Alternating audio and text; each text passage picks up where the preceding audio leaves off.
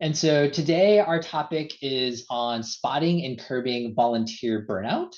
And we have an awesome guest. The first time with us on a Civic Champs webinar, but you might have seen Patty at other places as well. And so Patty Gentry is joining us today. And so real quickly, before I introduce Patty, my name is Gung. I'm the co-founder and CEO here at Civic Champs.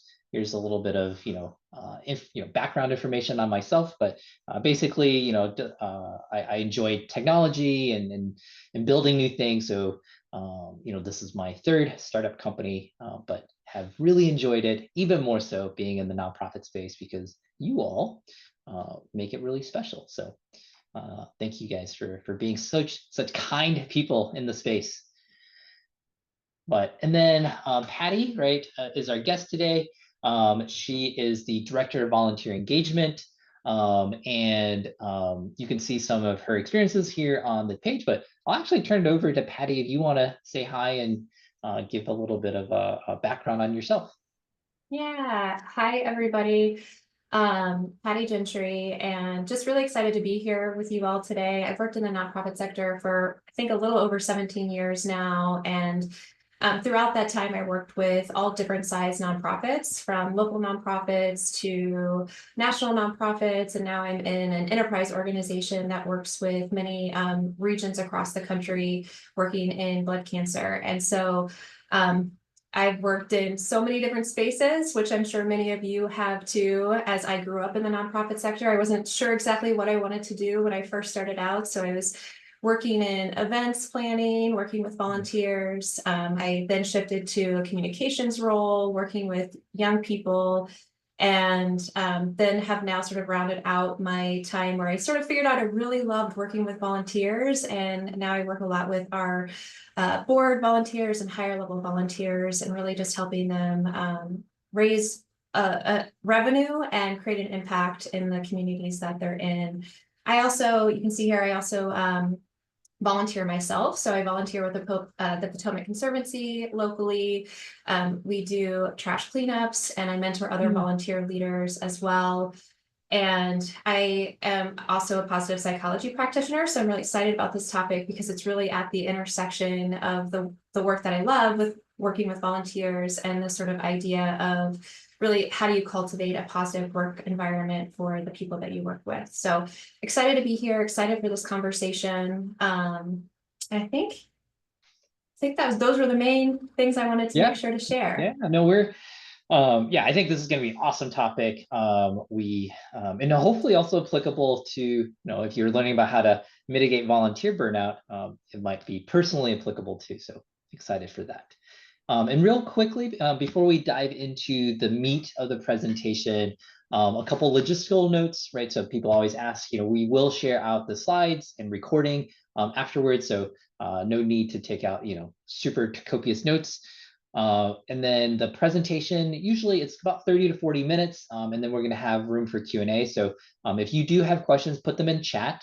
We'll try to, keep an eye out for them. Maybe we'll answer them in right away, but if we don't, we'll keep track of all of those and circle around to any questions towards the end as well. So make sure your questions are answered. So, and finally, stay till the end. We have some freebies and some prompts for you all here towards the end. So with that, Patty, I'll sort of turn it over to you if you want to share your screen and we'll dive in.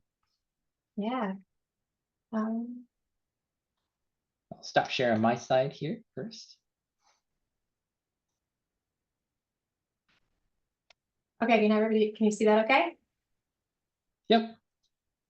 Awesome. Okay, so I wanted to start with this because, like Jen said, that this is really about you too. And so I wanted you all to give yourself just a quick high five, which if you're sitting alone is really just putting your hands together. But if you're with a friend, give them a high five because you survived, right? Scientists estimate that 99.9% of all of the species on the planet are extinct today. And the fact that you and your gene line have lived and survived, that means by nature, you're resilient. And as humans, I bring this up because our brains are hardwired for survival, and we're here because of it. But it can also cause us to suffer And I want to explain this, right? So the human brain is really hardwired to survive. Our defaults can show up as a negativity bias. It can show up as worry, fear of isolation, right? Humans want connection. We want a sense of status. We want a sense of autonomy. We want for things to feel certain. We want for there to be a sense of fairness in the world. And our defaults aren't necessarily good or bad. They're just a part of the overall human experience.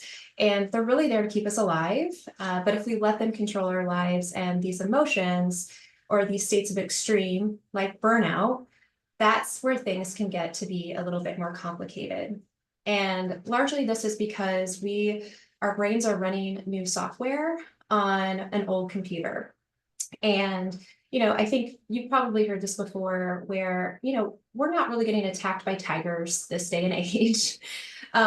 Although some people that still is a threat for them. But many of the threats that we experience in our lives are social threats.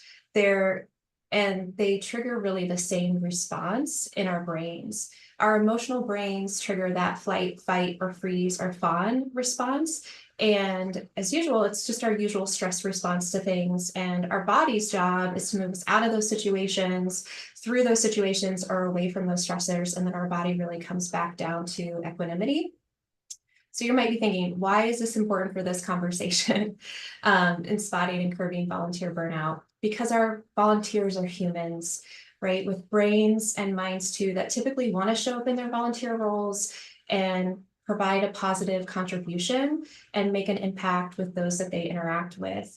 And because stress can be subjective, what might be stressful to you might not be stressful to somebody else and vice versa. And so it's important to be able to identify what is stressing folks out, because before they're on the path to burnout, so that in the case of burnout, those tigers still aren't chasing them, right? It's sort of our job to really help identify when things are on the path to burnout. I also wanted just to say, burnout in 2019 for the World Health Organization was actually officially classified as a medical diagnosis. I don't know if you all knew that. Probably shocks no one going through what we all went through during 2019 and 2020, if you can remember. And if you yourself are feeling a little bit burnout, you're not alone. We've had a lot of years of transitioning both in and out of the nonprofit sector. There's highs and lows in the work that we do in terms of the economic impact. We have sometimes overwhelming times in the workplace. We have stress in our own lives and our families' lives. So you might have been there yourself. I know for me personally, when I start to get on the road of burnout, I use the word "I'm tired" to explain a lot of my experience. Like, I'm just tired. I can't do more. That's really the limited language that I have to wrap my head around the experience that I'm having. And so that for me is an indicator that I need to prioritize my own self-care and stress management. So I wanted to bring this up because this really was building off of the webinar that Sarah King did in terms of your own burnout. And this might be familiar because I wanted to do the same exercise as it relates to us, and really just take out a piece of paper or think about in your mind what hats you all wear. What are the different roles that you play in your own life? I'd love for you to pop it into the chat and just share one or two of those ways that of the roles that you play in your own life.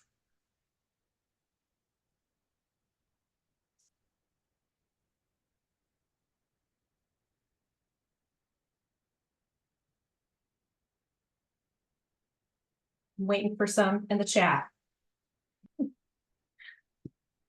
Father, husband, coach, boss.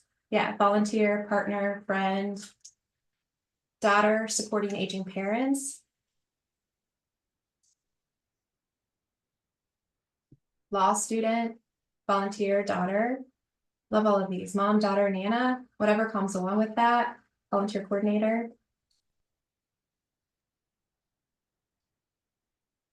Yeah, we all wear a lot of different hats, right? So, and I want you to think, like, would these hats be similar to the hats our volunteers wear in their own lives? Probably. And many of you said it too. You're a volunteer. They're also volunteering. So if you consider your volunteers can really experience burnout, and this might look like them contributing less time. It might look like them taking on less intense roles.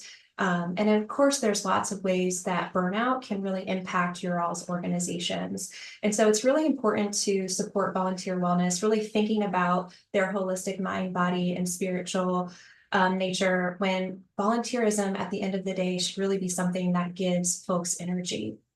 But how we go about doing that, that's really what we're talking about today. I wanted to really just go into identifying burnout, delving into the signs of burnout, as well as share actionable steps you can take. I'm going to share some preventative strategies, actually quite a bit, so I don't need to get overwhelmed by that. You'll have them all. That will hopefully just really inspire you to build in proactive program elements to prevent burnout before it starts. So I'm hoping, just like we just did, that you all can share some of your own experiences throughout this conversation, because I'm not the expert necessarily. You all are the experts at your organizations and how you work with volunteers, and there's so much that we can learn from you all as well. Before I want to dive into how you can really identify burnout, I want you to know that how important it is to build a strong staff and volunteer partnership. This was one of the things that showed up time and time again in conversations around, well, how do you really start to identify how that volunteers are burnt out? Like what signs do you see? Well, you have to invest time in really getting to know them so that you can understand when something is unusual or something is a little bit off in how they normally operate as a volunteer. So I really want to encourage you all. I know you probably are already doing this, but we can get busy and our days get away with us, but to really carve out that time, to invest that time in your volunteers, and to create that positive experience from the start, from day one. Making sure that you're setting clear expectations for how you work with volunteers, what your volunteers can expect from you, and making sure that they understand that volunteering should really fill their cup and not necessarily take from it. So I wanted to just talk a little bit about stress versus burnout. Obviously, stress is a very natural part of life. Burnout doesn't have to be. And so it's not just a matter of doing too much. We've all had moments in our life where we're busy, we're doing things, we're jazzed by it, we're excited about it, we're skipping down the street, so excited to go to the next thing that we're a part of. But when we feel the opposite of that, when things feel a little bit more chaotic, or things feel uncertain, or things are not necessarily in our control, that's where it can contribute to burnout. And while there are, of course, a lot of different nuances to this, stress, again, is just that natural response to those extraordinary stressors. And burnout is really about this sense of lack. So stress involves too many pressures that demand too much of someone physically or mentally. It's this idea of too much pressure with too few resources. Whereas burnout is this state of emotional, physical, and mental exhaustion. It's at this extreme end of the stress continuum. And it really is about being in this prolonged state of stress. It's about too long in that stressful situation and really not having enough resources when you're in that situation. And so it's when you have those more intense, severe symptoms that can really impair your ability to function. So when you start to see some of that function impairment, it's called burnout. And for volunteers, this is a very real experience. I wanted to include this from the Corporation for National Community Service. When they did a survey, they reported that 20% of volunteers discontinued their service within a year, with burnout being a contributing factor. 20%. That is a high percentage of turnover that impacts our organizations. It impacts our ability to make an impact through our missions. And so what can that show up as or look like in our volunteers? This can look like fatigue, overwhelming exhaustion.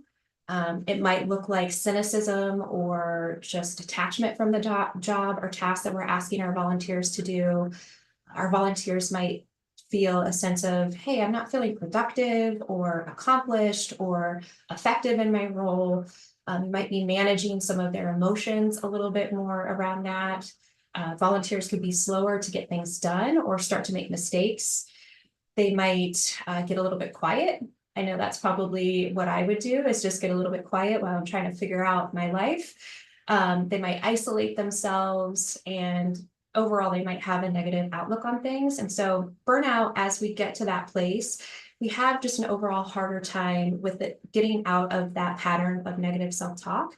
And that is large part because when we get into areas of stress, we're hardwired for that negativity bias.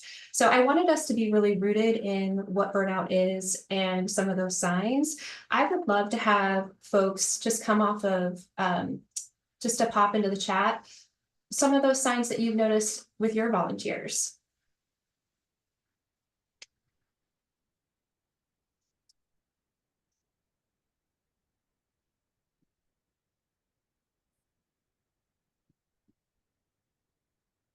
This is where you find out if people are sleeping. What we got? Lack of communication. Yeah, great, Carol. Disengagement with emails, no responses, right? They start ghosting.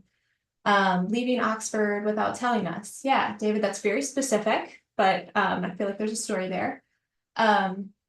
Alexandra, a volunteer questioning what they're doing, if they're actually having an impact. Yeah, you guys are seeing all of those signs that talked about, not energetic, complaining about other volunteers, commenting on what it feels like. I never make a difference in the amount of work, grumpiness. Wesley said volunteers that have been serving as mentors to new volunteers, stepping back in their roles and mentoring less. Yeah, lack of commitment, quietness, canceling memberships, not following through on tasks. Yeah, exactly.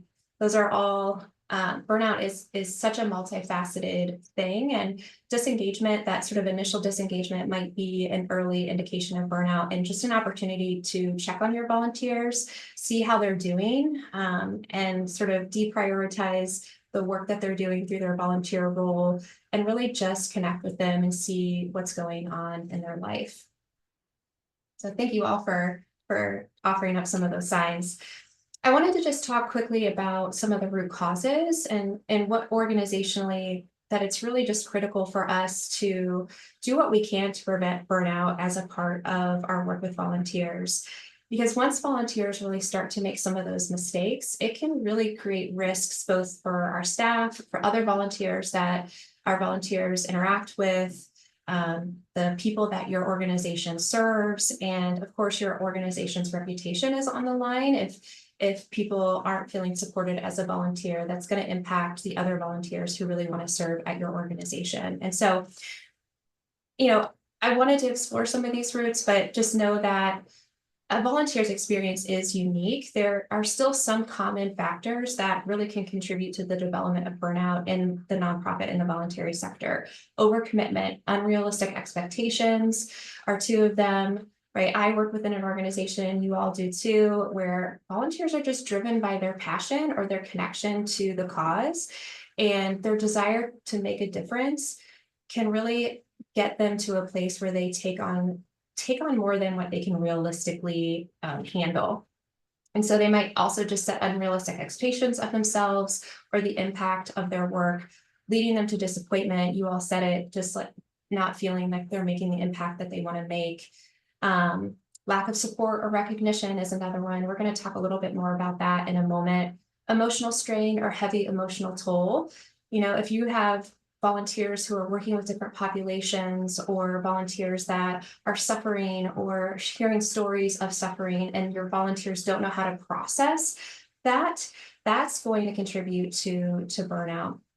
Having a poor work-life balance, or as I like to say sometimes, a life-work balance, where those boundaries really blur between their volunteer commitments and not prioritizing self-care, or having those boundaries in place to prioritize relationships and just things that they need to do in their own lives, can lead to imbalance, can lead to them resenting the volunteer opportunity, or just have guilt associated with spending the time volunteering.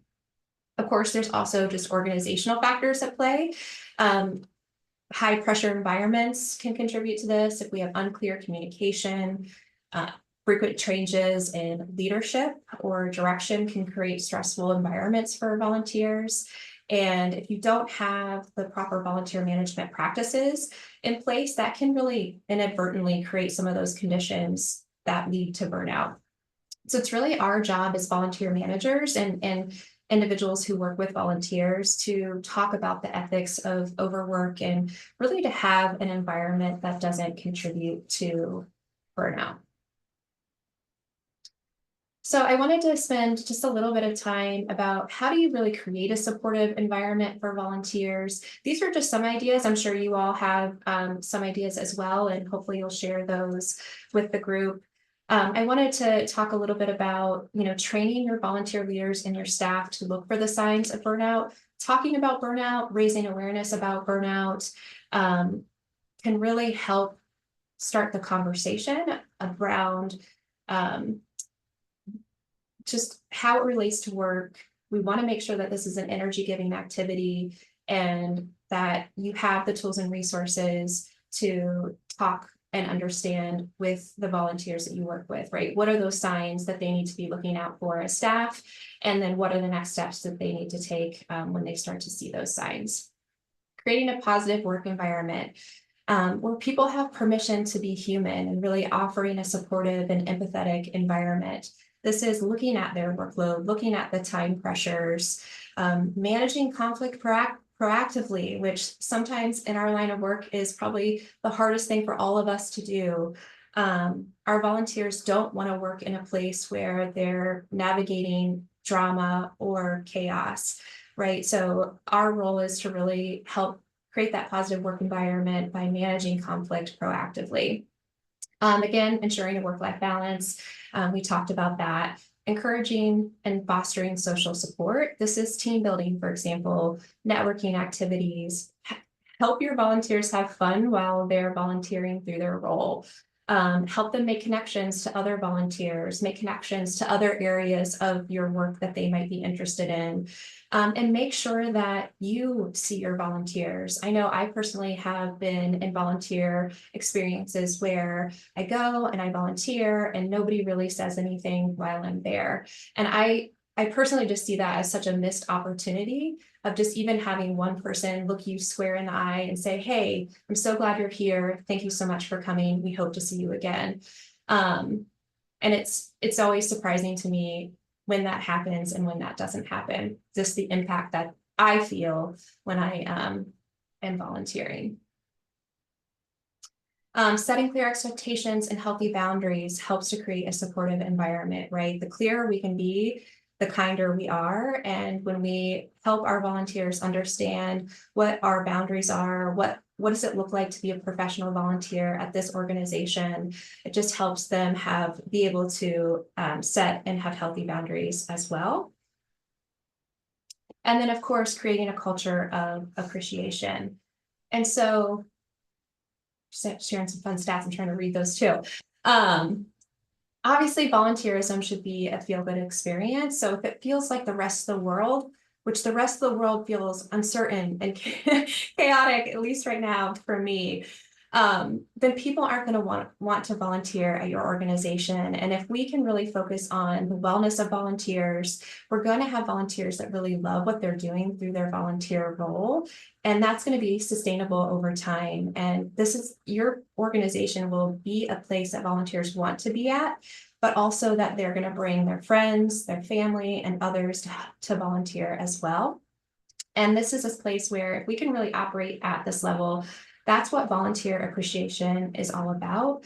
And it's also about creating a culture of appreciation. So I just wanted to lean in here because, gratitude and how you cultivate a gratitude mindset is a very powerful human emotion.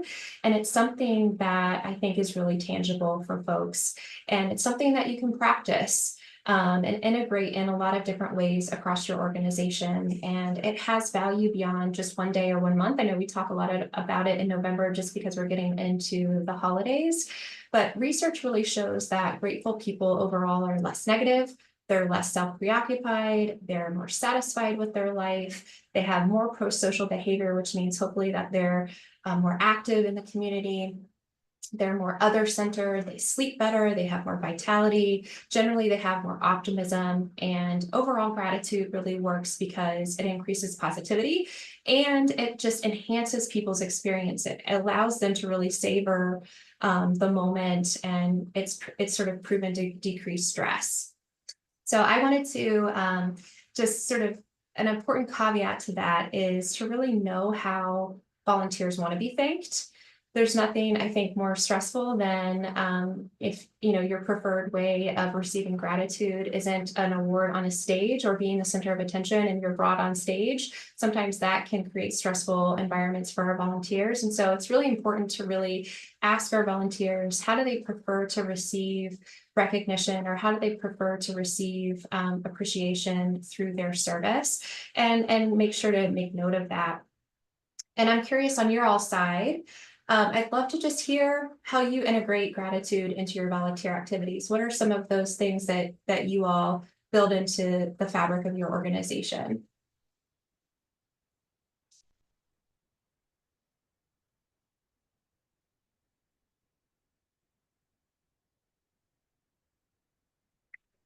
While people are, oh, there it is. You got it, first one. Handwritten thank you cards. Go ahead. No, I was going to say this isn't necessarily for us, just things that we've seen, right? So handwritten thank you cards, the emails, obviously. I think one of the really interesting ones is a nonprofit actually has their board call. Mm-hmm. Like they have a list of 2 volunteers a week that you're supposed to call, and they pass it around the 20 or so board members, and so they're they thank 40 or so volunteers and donors as well on those. So I thought that was kind of a great way to engage the board in a fun way. Yeah, I love that. And I'm sure the board members themselves really love that Yeah, interaction right. too. Because oftentimes, you have a meeting once a month or every other month, and it can be a little dry, but this makes you feel more involved. So, but Yeah. we have a ton Yeah. coming through here. Yeah. Yeah, I'm seeing remembering birthdays, thank you cards, newsletters. That remembering piece, I think, is really important, Carol. Thank you for saying that, because oftentimes people tell us things that are happening in their lives, and it really can mean a lot when the next time you see them, you ask, hey, how's so and so? Or, oh, it's your birthday today. Happy birthday. It helps them to feel seen. David said tea and cakes, or go to the pub after action day. Madison, shout outs to particular volunteers for particular action weeks. Sarah, shout outs on social media. Volunteer badges for different skill areas. For the number of hours volunteers, they get swag, thank you cards, public recognition, creative services, lots of social media spotlights. I'm loving all of these ideas. Birthday cards, group cards, reflection time at the end of voluntary activities. I love that. Yeah. So getting them to reflect in that moment, so they're leaving with some positive thoughts, no matter what happened during their volunteer opportunity. They're really reflecting and ending on a positive note. Mixers, socials. Trisha said many things. We have Pi social coming up, social events, thank you cards, having said thank you volunteers. Oh, I love that. Keep sharing your ideas. Just so folks have, hopefully it sparks some new and exciting things. I wanted to share a few of my own in terms of the gratitude practices. Gratitude overall just really helps volunteers get to that bigger picture instead of just staying entangled into the smaller details of their lives. And these are just some that you all have already shared, so I won't go over some of the ones that you've already shared, but wanted to share some new ones, things like gratitude jars. This is great for groups or committees or volunteers that are sort of convening over time, that they can really see and refer back to some of the things that they've written in the past. Focusing on long-term goals. If you have volunteers who are getting sort of into a narrow mindset, having them think about the longer term impact that they're going to make, the why, the purpose of why they're there, just helps them broaden their focus. Gratitude pong. This is something easy you can do if you have just 2 pong balls, or grab a couple, pair people off, have them throw the pong ball back and forth and say something that they're grateful for. It's kind of hard to get started, but once they get started, they're really going to notice those little things, and I've done this myself, and just you leave kind of smiling and laughing, and it's just a really fun activity. You can keep a gratitude journal, writing down 3 to 5 things, and there's a lot of research to back up why, 3 to 5 things. Gratitude splashes, a lot of you all talked about that, doing group gratitudes. We're thinking a lot about that for some of our high-level volunteers, of how can we really do drops so that they feel really appreciated and it's a little bit of a surprise. And then, of course, expressing gratitude in the moment when someone's been kind or influential, and just making sure that as we build that practice, that can become a little bit more easy for us to flex. Yeah, Nancy, I love that. Meet and greet them daily, affirm them, what they do, and how important they are. Yeah, that really goes a long, long way. Okay, so how might we offer a different experience? One that really shows our appreciation by giving them the best experience that doesn't deplete them to begin with. That is in large part what some of these preventative strategies is all about. And so I have a few slides. I wanted to share just a few different cycles and models and ideas to really give you all plenty of options. And so I'll start with 2 and then ask you all what some of the strategies you all use. So start thinking about that. And then if we have time, which I'll do a time check, I have a few more that I can share as well. So I wanted to build it off of the volunteer management cycle that Civic Champs uses, recruit, onboarding, schedule, engage, retain, report, and give you ideas for this. So when you're thinking about recruiting, provide enough information so people can choose if it's the right role for them. Make sure that they have the information of what it is. What am I going to be doing? What do I need to wear? Where am I going to park? Do I have to pay for parking? Is it accessible? All of the information up front so that they really can do their due diligence to make the decision if it's the right fit for them.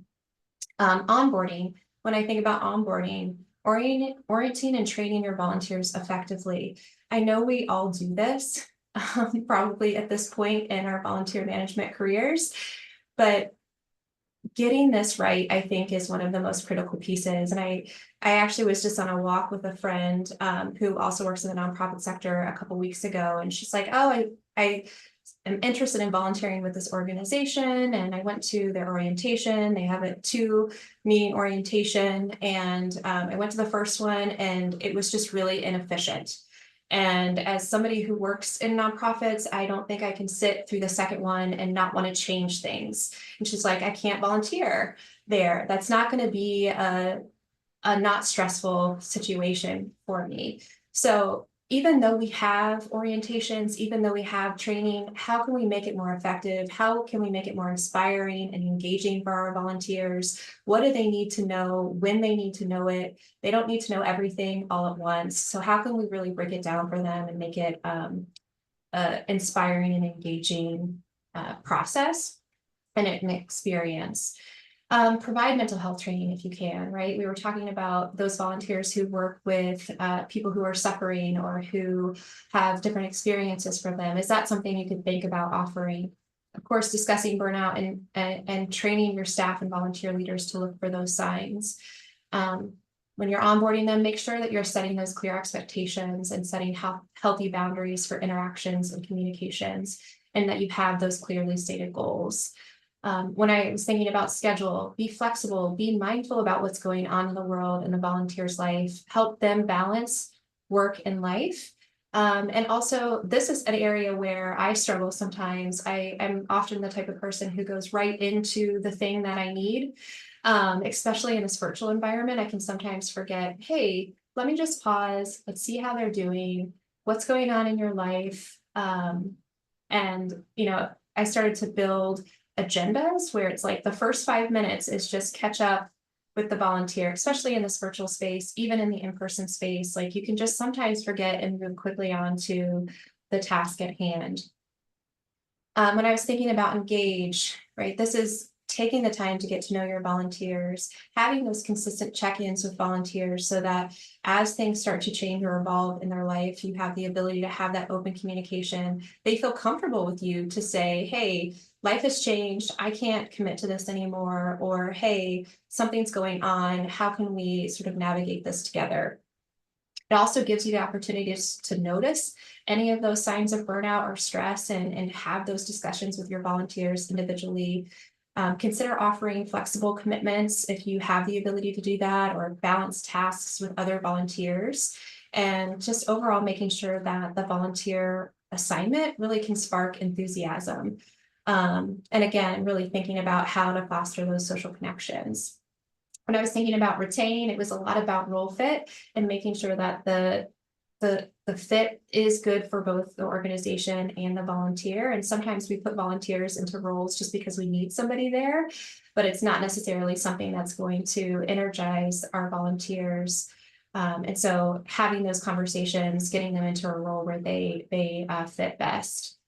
Building a support system for volunteers. I have a few ideas on another slide around that. Managing their workload. Another sort of thought is pairing high performers together, right? The people who have the highest expectations, how can they support one another in a project? Honoring term limits, if you have those for your board volunteers or your higher level committee volunteers. And of course, just having a succession plan in place for volunteer leadership roles. There is nothing, I think, more important than having that succession plan in place and having those volunteer leaders involved to know that the work and the legacy that they have set up is going to be carried on by another dedicated and passionate volunteer. So having that succession plan in place is really important. And then from a report standpoint, getting volunteer feedback, having those systems and structures in place to have surveys, to have feedback loops, and then also prioritizing volunteer feedback that strengthens your mission, that strengthens your volunteer program, and actually using that retention data to pinpoint areas of your program that could use some updates. So if other folks have ideas too, please pop those into the chat. Those were just some of the things that I was thinking of as I was looking at this volunteer management cycle. I know some of us have different ones or different words that we use. I also wanted to talk about the traditional wellness categories. A lot of these ideas are the same, but depending on how sort of your mind works or how your program works, wanted to share some of those ideas from the sort of physical, volunteer accommodations. How are you supporting volunteers in that way, from their physical space to the spiritual? Is there an opportunity to have yoga workshops or think about mindful meetings? So some great ideas there too that you can take for consideration. And then I wanted to expand a little bit on building a support system for your volunteers. And so I think some folks had said this before, but just mentoring mentors for volunteer leaders or pairing your volunteers, it doesn't have to be anything formal. I think a lot of times we think that we have to have a formal mentorship program or a formal pairing up for our volunteers, but it can just be as simple as, you have a new volunteer coming on board and you have a veteran volunteer who's just sort of assigned to check on them, have a coffee conversation, make sure that they're okay. Volunteer ambassadors at events or programs that are focused on volunteer wellness. This is something where I think about it, we're coming up on Thanksgiving. A lot of people have fundraising events or trots where you could have a volunteer ambassador. If you have 500 volunteers at the event, you have 25 volunteer ambassadors who are walking around, and their role is to check on the volunteers, make sure they have water. Have you used the restroom? Okay, I'm going to stand in here while you go take a bio break, and have a conversation with them. How did you hear about this volunteer opportunity? Or just get to know them a little bit. And volunteer ambassadors can sort of keep one eye on, is this somebody who might be invested in the organization for the long term, and make those connections with your staff. You could consider a volunteer wellness advisory committee, a group of volunteers who are really solely focused on overall volunteer wellness and creating those moments for your volunteers. These could be people who are yoga practitioners or mindfulness folks, or who are willing to donate their time and talent for your volunteers. And of course, team building activities. I wanted to share some ideas for meetings. And this really is sort of leaning into the mindful meeting framework of really spending the time. Volunteers are, I think about sort of volunteers who are coming from their workday or coming from a family obligation, and they're coming to volunteer for your organization. We have no idea really what has been going on before they step through your doors. And so what role can we play to help them ground to what they're going to be doing next and be present, fully present in their volunteer service? And so taking a moment to ground, this could be as simple as asking attendees to take a deep breath in 3 times out, 3 times, and you do it with them, right? And just have them mark how the energy changes within themselves and within the room. Another fun one that I like to do is giving volunteers and your staff permission to be human. And this is like permission slips. So I give myself permission to be fully present here. I give myself permission to have fun during volunteer service. So whatever they want to give themselves permission, it's this idea of permission slips. Intention setting is another one, integrating those gratitude practices, giving people time to think. I put this in here because oftentimes we pack our agendas so full that there is not time to actually give people time to think. And as somebody who is more on that introvert side, I need time to think. And so I'm sort of advocating for those other folks too, is carving out a little bit of time or having those activities where you're doing something that's, getting people to share ideas or getting people to share contacts, as an example, using Post-it notes to have them start to write before having the group share out. So that's just another idea for meetings and for engagement. I want to pause and just, I know we're sort of coming up on time. I have a few other slides, but good. I just wanted to ask the group, which strategies for preventing and managing burnout do you think are most effective in the work that you all do at your organizations? Or what have you tried and seen successful?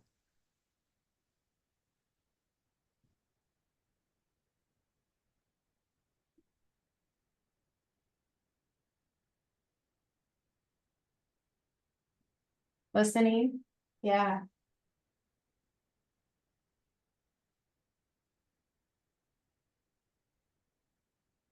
So Hara said, instead of micromanaging, I try to be understanding and let volunteers feel comfortable leading. Yeah, empowering them to lead. Sarah, rotating volunteers to task, staff or groups that they are most comfortable with, enjoy. Yeah, that role fit, making sure it's a good fit for them. Carol, setting very clear expectations from the beginning. Yeah, I found that setting the clear expectations from the beginning can really, even if they sort of go beyond the expectations, you always have something to come back to reset expectations if you need to. Letting them choose their schedule when possible. Alexandra, it's not something I've done, but something I've noticed. Those who have friends create friends while volunteering tend to be much happier and stick around longer. Yeah, so those social connections. I love that.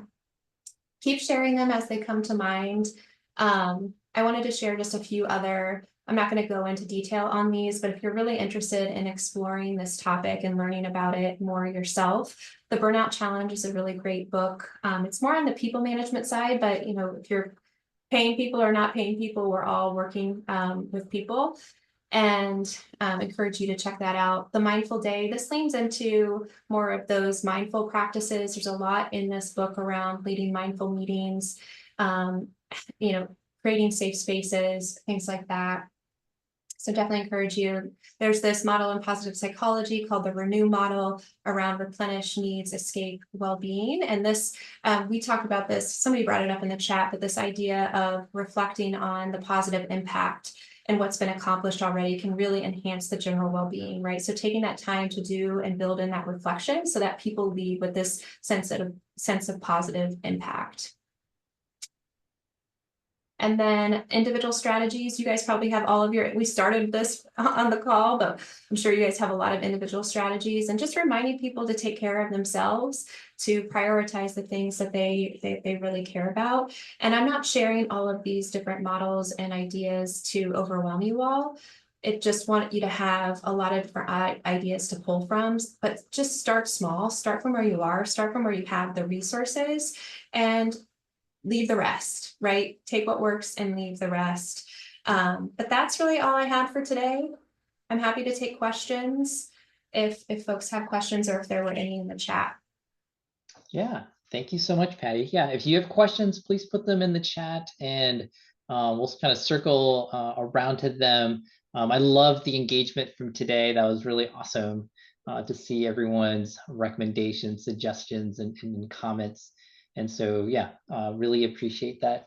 And so while we're waiting for folks to maybe share some questions, let me just share my screen again real quickly and we'll cover a couple things.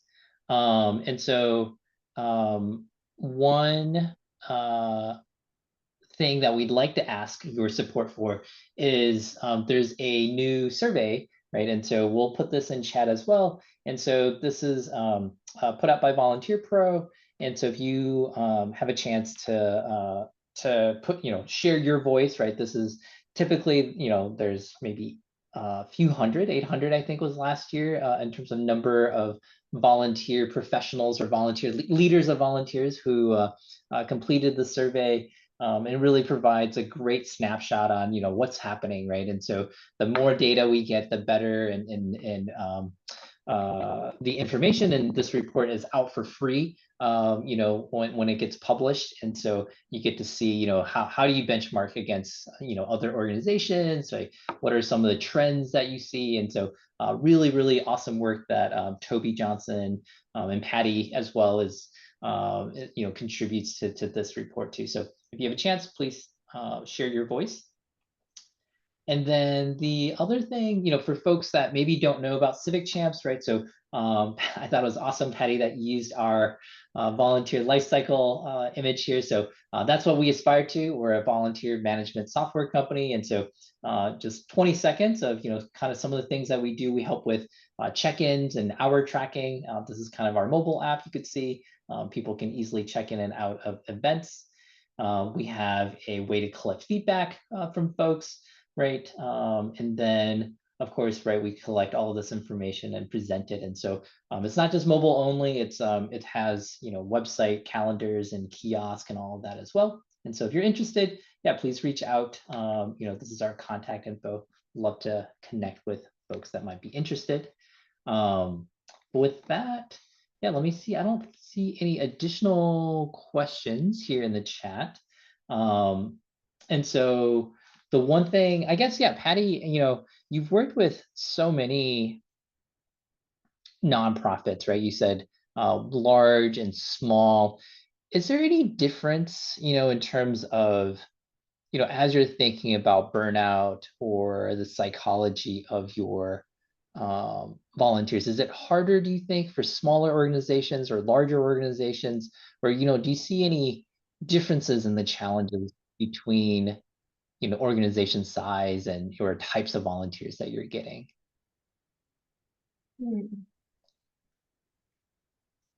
Differences. I think the thing that comes up for me when you ask that question is really around, I think something happens as organizations grow and volunteer management can get a little bit further out of the priority. And so in my experience at smaller organizations, while you might not have as many resources to put towards your volunteers, there is a lot of intention and just focus on volunteers as a strategy to meet your mission. And sometimes volunteers are the mission of the organization, but if they're a strategy to meet your mission, you really know and understand the value that they bring because you see that day in and day out. As organizations tend to become larger, there's a lot of teams and departments and things that are going on that sometimes the work of volunteer management can get put on the side or siloed. Right. And it can be really difficult, I think, as volunteer managers or folks who work with volunteers to consistently advocate for the resources that you need to really support volunteers in an effective way, whether that be the tools and resources that you need, the system that you need, and even sort of these ideas for supporting wellness can be a challenge. But I think as the organization grows, it's even more important for us as volunteer managers and those who work with volunteers to find those ways to support volunteer wellness and really keep the intention and the focus on supporting volunteers, because other folks aren't thinking about that as much when there's revenue that has to be raised or mission programs that need to operate. And of course, volunteers are supporting that, but it can just be a little bit harder to focus on that. Yeah. Yeah. Once you have that dedicated person, then everyone feels like maybe, you know, not my Yeah, job and anymore, it's a but lot. It's a lot. yeah. Yeah, no, we Yeah. and I always think it's funny, right? Because to your point on sort of the siloed, there's so many organizations, even that we serve, where as you get bigger, the types of tasks you can do as a volunteer shrinks down, actually, right? So you know, every nonprofit starts as all volunteer based, right? And you're doing everything from finance to, you know, operations to everything in between. And then later on it becomes, you know, like, oh, our volunteer program, you know, does this very Yeah. narrow Yeah. thing, right? So Yeah. um and Madison, you asked if you can come off mute to yeah, ask your question. Yeah, please feel free to do that. You had a question on self-paced virtual onboarding. Yeah, thank you so much. I appreciate it. And thank you for this training. I actually, before I go into that, the thing you just talked about really sparked, you know, recognition in my program of like, we went from everything is volunteer run and now we have a volunteer program. And because we're so large, things have to be done maybe more consistently than they used to. Mm. How do you navigate that, like kind of pulling back on how much ownership and like how much decision making power a volunteer has, because that's something we've really struggled with recently.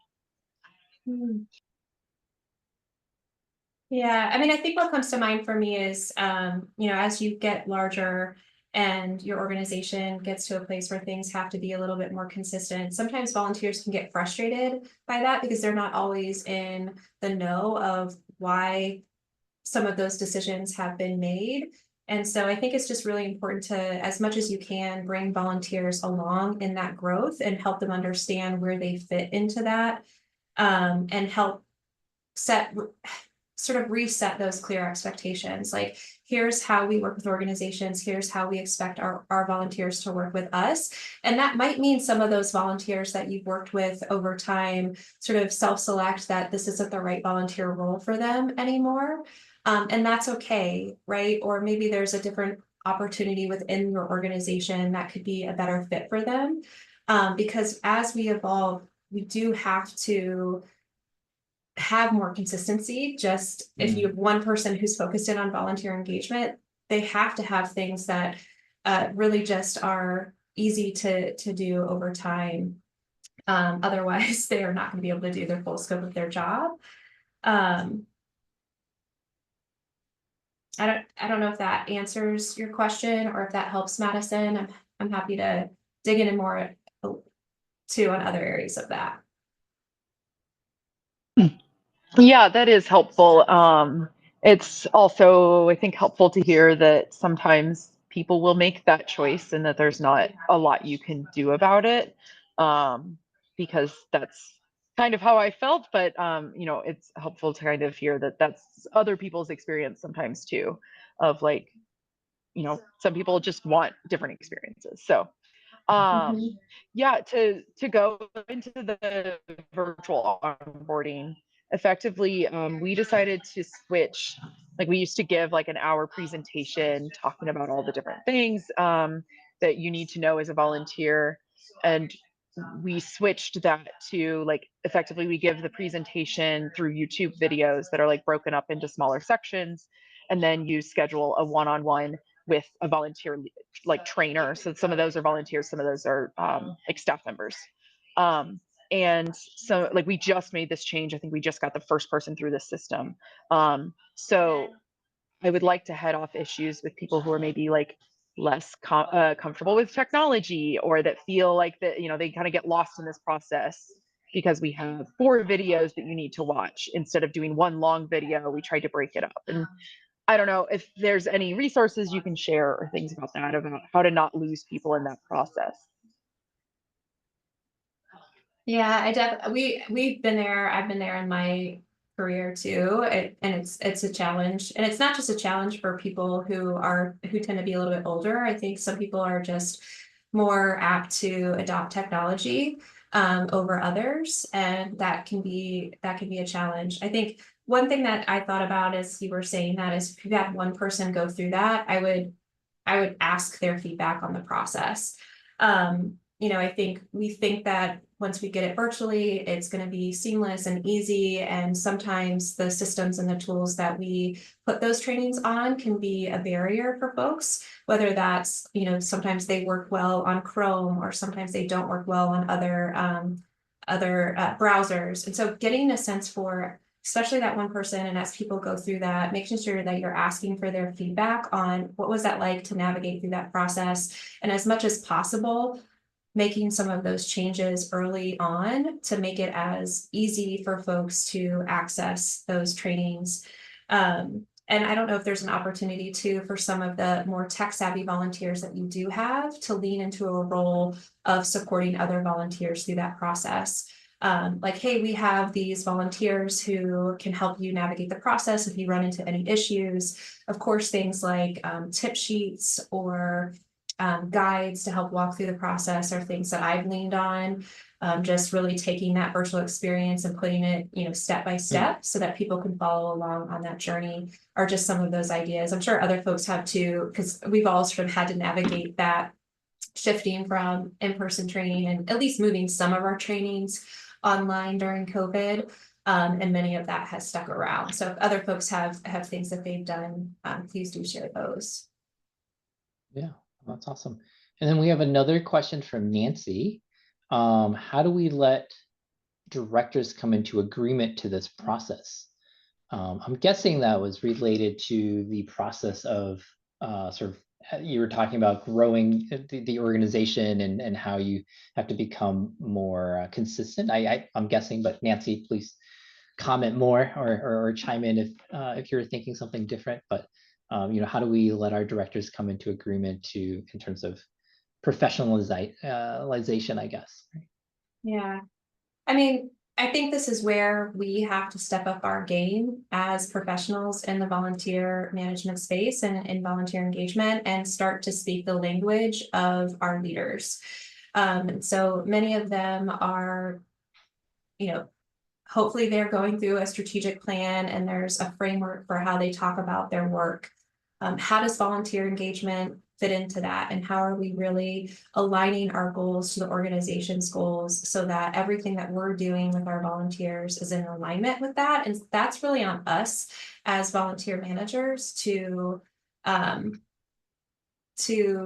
that work and to help our directors and our leaders see where we fit into the broader organizational strategies. So, little plug, Toby Johnson does have a vision week coming up too, where you can actually build your organization, your volunteer engagement success plan during that time. So yep, right here. Yep, November 18th to the 22nd. So coming up very quickly. So, and there's the link here.